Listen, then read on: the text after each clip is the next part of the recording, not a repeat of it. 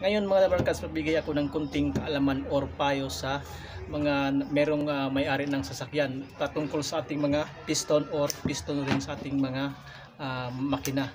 Ito yung tinatawag na barkas na oil ring. Ito yung pinaka-importanting bagay sa ating mga makina or sa ating mga piston. Tatlo siya barkas, meron siyang dalawang piston at saka yung strainer.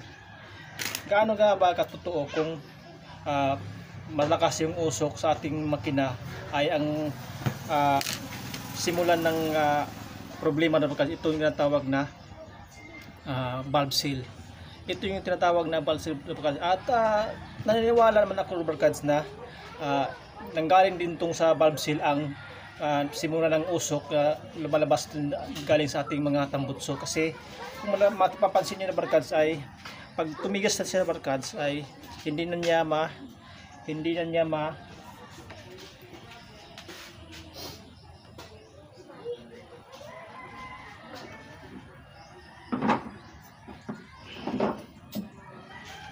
mapigilan yung langis galing papunta doon sa ating mga cylinder combustion chamber. Kaya pumapasok na yung langis kasi matigas na yung rubber niya, kasi hindi na niya ma-control. Kasi meron to siyang spring na maliit mga dabarkads sa loob ng valve seal. Meron siyang spring at saka pag matigas na tong rubber mismo niya dabarkads ay hindi na niya makaya ang spring kasi maliit lang tong spring sa loob. Hindi niya kayang pigain yung rubber kasi matigas na. Kaya pumapasok na yung langis galing doon sa ibabaw ng cylinder head, pumapasok doon sa ating mga combustion chamber. Kaya magkaroon na siya ng usok. Pero hindi talaga ito ang dahilan na barkads na totoo siya na magkaroon siya ng oil consumption kasi matigas na ang kanyang rubber, pero hindi gaano kalakas. Ang totoo talaga ang simulan talaga ng pag-usok sa ating mga sasakyan at malakas na yung usok niya at kumakain na siya ng langis, ito ang tinatawag na barkads na itong tinatawag na oil ring sa ating mga piston. Kasi na barkads, pag titigas na to siya na barkads ay wala na siyang play, at hindi katulad tong piston na palagi siyang nakadikit dun sa ating mga combustion chamber or sa sleeve. Kaya mapigil niya yung pagpasok ng langis. Pag didikit na to na barkads, itong oil ring na to na barkads ay wala na siyang gap kasi didikit na siya sa loob ng ating mga piston. Didikit na siya, hindi na niya makontrol yung langis na pumapasok doon sa ating mga combustion chamber. Kaya magkukos na siya ng usok sa ating mga tambutso. Ngayon na barkads, ano ba yung dahilan bakit dumikit yung oil ring at magkaroon na siya ng kumakain na siya ng langis sa loob ng ating mga makina? Ano bang dahilan bakit siya dumikit? Kung mapapansin nyo na barkads ay meron siyang mga butas sa loob, sa labas ng ating mga piston. Ang totoo na barkads, sa loob niyan dito na barkads, itong sa loob na to ay meron pa rin siyang butas. Ito tinatawag na barkads na kung makikita nyo sa video, meron pa rin siyang butas. At kung mapapansin nyo na barkads ay tutusok ko yung alambre kaya para makita nyo na meron siyang butas sa loob. Titingnan nyo na barkads ay meron siyang butas. Kung apat sa labas ay meron din yung ang butas niya sa loob ay 5. Kaya ito yung nagsusupply ng langis sa ating mga oil ring para hindi siya didikit at hindi siya kakapit din dito sa sleeve mismo. Pag kakapit siya dito barkads ay hindi niya makokontrol yung langis na pumapasok doon sa ating mga combustion chamber. Kaya magkakain na siya ng langis at umuusok na yung ating mga tambutso kasi ang langis niya ay pumapasok doon sa ating mga combustion chamber. Siya kasi yung nagko-control ng langis papunta doon sa ating mga piston or sa ating mga combustion chamber. Kung didikit na siya ay hindi na niya makontrol. Katulad ganito barkads ay didikit na siya. Papakita ko sa inyo na barkads kung bakit siya dumikit. Tatanggalin ko yung oil ring at ipapakita ko sa inyo kung bakit siya dumikit.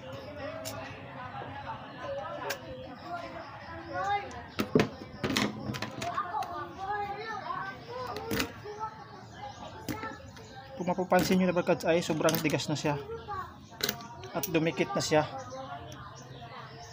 Kailangan ito labarkads ay hindi siya dumikit.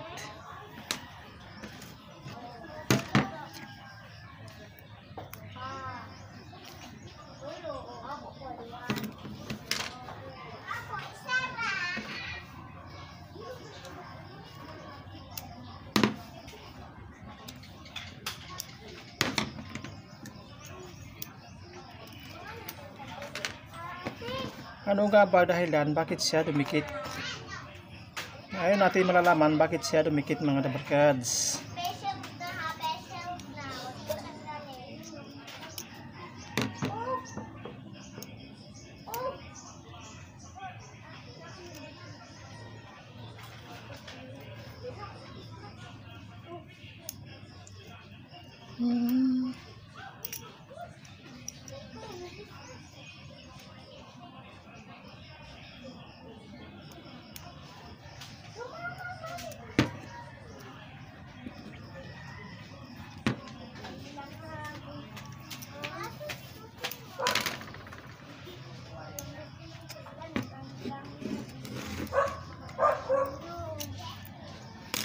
Sinabi ko yung una labarkads at mayroon siyang butas sa loob. Kung itong isa labarkads ay, kung makikita nyo labarkads ay wala na siyang butas kasi nababarahan na yung butas niya. Hindi na makapasok yung langis, hindi na makapenetrate yung langis galing dun sa loob papunta sa labas, kaya dumikit na yung oil ring sa ating mga piston. Kung mapapansin nyo labarkads ay natatabunan na yung butas niya. Ito yung dahilan ng mga labarkads kung bakit kumakain na ng langis ang ating mga makina or mga sasakyan, kasi yung oil ring sa loob ng ating mga piston ay dumikit na mismo dun sa sleeve ng piston. Bakit siya dumikit at bakit siya natatabunan or nababarahan ng langis? Kasi langis ito labarkads eh. Ang dahilan nito labarkads ay hindi natin maintenance ng ating mga sasakyan. Hindi tayo nagpapalit ng langis palagi sa ating mga engine, kaya katagalan labarkads ay nababarahan na tong butas sa loob ng ating mga oil ring. Dapat to labarkads ay hindi siya mabarahan para hindi didikit tong oil ring sa loob ng ating mga piston o sa sleeve ng pinagkabitan niya. Kaya nagkaroon na siya ng malakas na usok o kumakain na siya ng langis, kasi kung mapansin niyo labarkads ay barado siya, hindi na mapasok dun sa loob. Natural lang tong butas to labarkads, sa labas ay wala problema to, hindi siya mabarahan. Ang importante labarkads itong sa loob na hindi siya mabarado. Kung titingnan niyo labarkads ay barado na siya. Ang dahilan nito labarkads ay hindi tayo nagpapalit ng langis. Umaabot ng isang taon or sobra pa nga sa isang taon bago tayo magpalit ng langis, kasi binabaliwalan natin ang pagpapalit ng langis sa ating mga engine. Ito yung dahilan labarkads kung mausok ang ating sasakyan na bago pa lang yung sasakyan natin ay mausok na at pinagbintangan natin yung valve seal. Ang dahilan talaga labarkads ay pag mabarado na tong butas na to ay yun na yung simula na kakain na yun ng langis ng ating mga piston. Kasi barado na siya, itong sleeve ay itong oil ring ay didikit na siya dito sa sleeve niya. Kaya payo ko sa inyo mga labarkads at sa mga mga labarkads natin sa ating channel na Cardo Mekaniko, kung mayroon kayong mga sasakyan ay palagi kayong nagbi-maintain ng langis, kasi ito yung pinaka-importante na bagay sa ating mga engine. Pag napabayaan natin ng magpalit ng langis sa ating mga makina ay magkakaroon talaga tayo ng problema sa ating mga piston.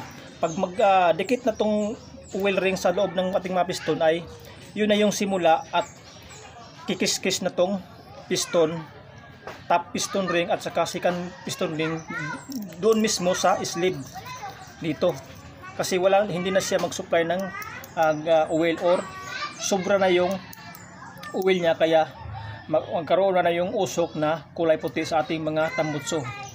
Kung napanood nyo yung video na ito labarkads ay payo ko lang sa inyo labarkads, at hindi naman tayo expert or professional, ay i-share ko lang sa inyo labarkads sa aking experience na hanggang ngayon labarkads nag-aaral pa rin ako patungkol sa ating mga engine at At the same time ay nag-aayos din ako ng makina. Kaya ayos at saka yung aral. Kaya hindi pwedeng hindi tayo mag-aral habang tayo ay nag-aayos. Yun lang ang maipapayo ko sa inyo na broadcast. Kung hindi kayo nag-maintain sa inyong makina ay magkaroon kayo ng didikit na tong oil ring sa inyong mga piston, ay simula na yan sa kakain ng langis at problema sa inyong mga piston ring, mga rubber cards. At kung bago ko pa lang sa aking channel, mag-subscribe na kayo at like, share sa ating YouTube channel Cardo Mekaniko, at patuloy pa rin kayong mag-share ng kaalaman or knowledge sa pantungkol sa inyong mga sasakyan na rubber cards. At shout out nga pala sa ating 322 na subscriber. Thank you sa inyong lahat mga rubber cards. At utang ko sa inyo, kaya nagpatuloy pa rin akong nag-share ng video patungkol sa problema or solusyon sa inyong mga sasakyan. Thank you nga rubber cards, at hanggang dito na lang ang video, at don't be a parts changer.